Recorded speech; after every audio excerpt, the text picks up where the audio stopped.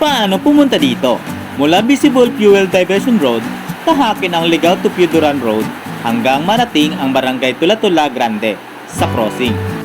Gumawing pakaliwa at bagtasin ang GMA Road na bagong daanan hanggang marating ang Makalidong Lake. At lumiko naman pakaliwa at mararating mo na ang nakakamanghang tanawin sa Kampuan Tree Hill. Ipinapayo na mas mabuting pumunta dito kapag mainitang panahon para mas ma-enjoy mo ang kapaligiran.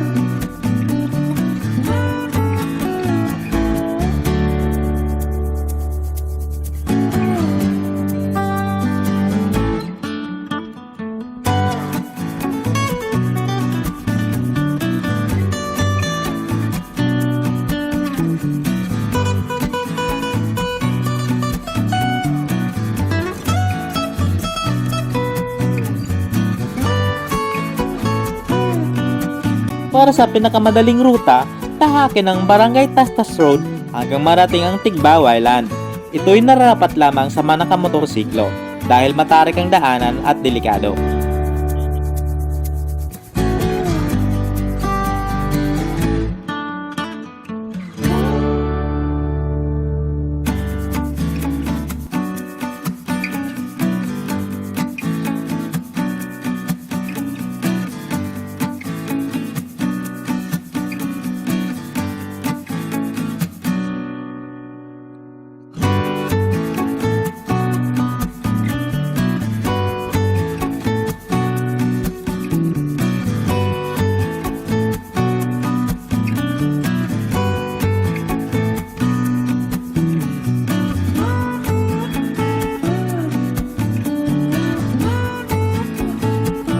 Ang Tigbaw Highland isa sa pinaka-perfect na destinasyon dito sa Albay dahil sa mga pigilhiningang tanawin dito.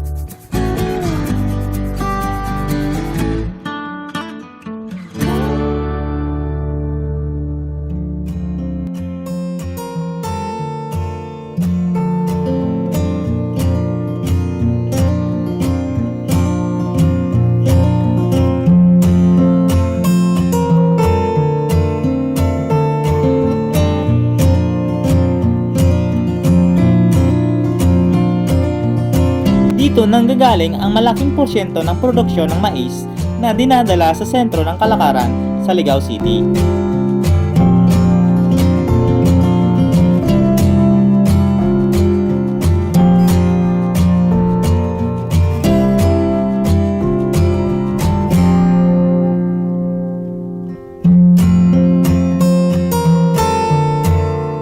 Dito mo rin mararanasan ang sariwang simoy ng hangin ng kapaligiran at puno ng kagandahan ng tanawin at kapayapaan.